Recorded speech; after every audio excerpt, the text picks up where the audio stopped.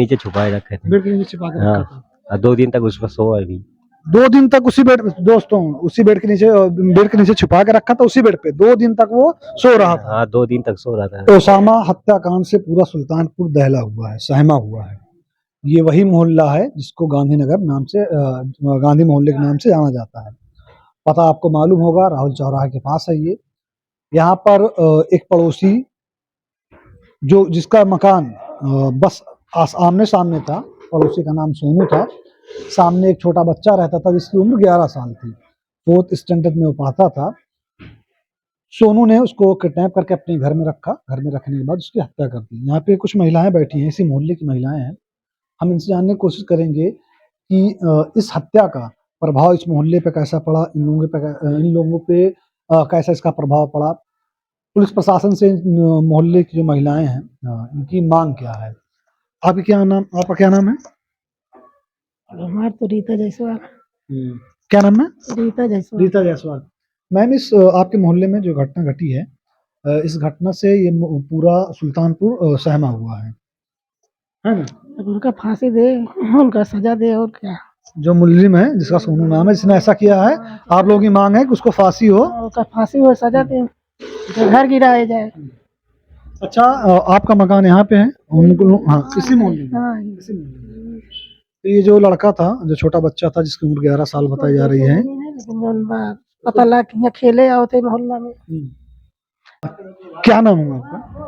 शकुंतला नाम है। शकुंतला। ये बताइए, जो मामला आपके मोहल्ले में हुआ है, जिसकी वजह से थोड़ा आप बाहर चले जाइए, जिसकी वजह से पूरा सुल्तानपुर दहला हुआ है, सहमा हुआ है, ये वही मोहल्ला है। यहाँ से करीब मेरे हिसाब से 10 या 15 कदम की दूरी पर उसका घर है। जिस बच्चे का इंतकाल हुआ है, इस बच्चे की हत्या हुई है, हत्या हुई है, उसका प्रभाव इस मोहल्ले पर या फिर आप लोगों पर कैसा पड़ा हुआ है? हम लोग ये बच्चे को जानते नहीं, उतना पहचानते नहीं, मगर इधर लोग कहते हैं कि आता है खेलने के लिए, और उतना हम जानते नहीं अभी उस बच्चे को। अच्छा, जिसने हत्या की है उसको लेकर पुलिस प्रशासन से क्या आप लोगों की मांग है? क्योंकि मोहल्ला यही है, अगर वो दोबारा छूटता है या यहीं पे आकर रहता है, हो सकता है अभी ये घटना उनके परिवार के साथ हुई है, आगे किसी दूसरी घटना को किसी के साथ कर सकता है। ऐसे इंसान को सजा मिलनी चाहिए। ऐसे इंसान को सजा क्या सजा मिलनी चाहिए? क्या सजा मिले तो बेहतर है? उम्र कैद, फांसी, जान के बदले जान। जान के बदले जान। कुछ लोगों से हमने बात की तो शासन प्रशासन से मांग कर रहे थे कि उनके घर पे बुलडोजर चले, उनका घर यहाँ से ध्वस्त किया जाए। क्या लग रहा है, ये मांग सही है? हाँ, सही है, बिल्कुल। यहाँ पे कुछ लोग और मौजूद हैं, उनसे बात करेंगे। क्या नाम है आपका? रामदेव अग्रहरी। रामदेव अग्रहरी। अग्रहरी जी, बताइए, आपके मोहल्ले में एक हादसा हुआ भी, एक निर्मम हत्या कराई गई हुई है, जिसमें पड़ोसी के बच्चे की जान ले ली है। बहुत ही दुखद घटना है। इससे हम लोग बहुत आहत हैं, पूरे मोहल्ले वासी। और ऐसी दर्दनाक घर, सर अब क्या बताएं, मुंह से अल्फाज नहीं निकल रहा है हमारे, कि ऐसे दरिंदे भी लोग पड़े हुए हैं। इनको तो कठिन से कठिन इनको सजा मिलनी चाहिए, और पूरे मोहल्ले वासी बहुत ही दुखी हैं।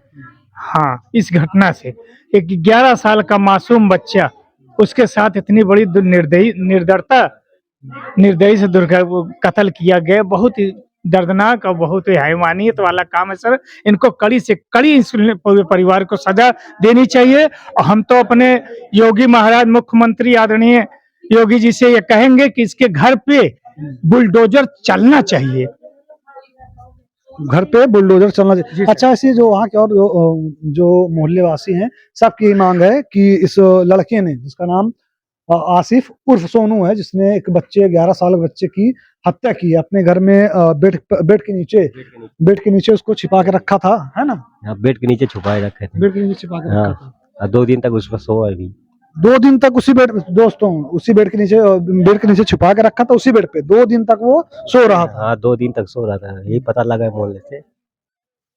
तो पूरे मोहल्ले वासी की यही मांग है कि इसके घर पर बुलडोजर चले, इसको यहाँ इनके परिवार वालों का यहाँ से बहिष्कार हो।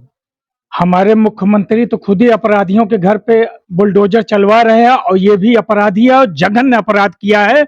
हम तो लोग तो यही चाहते हैं कि इसका घर ध्वस्त हो, अब बाबा का बुलडोजर इसके मकान पे चले, बस। बाबा का बुलडोजर इसके मकान पे चले। कहीं ना कहीं जब बुलडोजर की बात आती है, फिर कार्रवाई की बात आती है, तो लोग उसको लोग उसको गलत वे में लेते हैं या फिर बोलते हैं कि नहीं ऐसा नहीं होना चाहिए, लेकिन जिस परिवार के ऊपर ऐसा कुछ होता है, उस मोहल्ले वासियों से या फिर उनके परिवार वालों से, आस पड़ोस से जब आप जाके पूछेंगे तो उनके मुंह से यही निकलेगा, यही शब्द निकलेंगे कि जिसने भी ऐसा कुछ किया है उसका घर टूटे, उसके सख्त सख्त कार्रवाई हो। अभी बगल का मामला एक था जौनपुर का, बीते दिनों में वहां पर भी सामने आया था, जिसमें गांव के एक व्यक्ति ने जमीन विवाद के लिए एक युवक की, जिसका नाम अनुराग था, उसका सर कलम कर दिया था। लेकिन यहाँ पर मामला कुछ ऐसा था नहीं, कि ऐसा नहीं बताया जा रहा कि कोई पुरानी दुश्मनी हो कुछ। एक छोटा 11 साल के बच्चे की किसी से क्या दुश्मनी हो सकती है सर? बच्चे से क्या दुश्मनी? अब वो भी सामने वो लोग बता रहे हैं कि हमारी भी कोई दुश्मनी नहीं थी। और जिस तरीके से व्हाट्सएप पे ग्रुप पे चल रहा है कि वो मांग कर रहा था 5 लाख रुपए की, हाँ घर वाले बताएं, हकीकत बात है, वो पैसा अब इसमें व्हाट्सएप पे लिखा है, घर वाले नहीं बताए सर। अभी हम यहाँ पे नए आए हैं, सामने मकान, हम लोगों से घर वालों ने बात की, उन्होंने बताया कि 5 लाख रुपए उसने रंगदारी मांगी थी। यही हमारे भी सुनने में आ रहा है सर।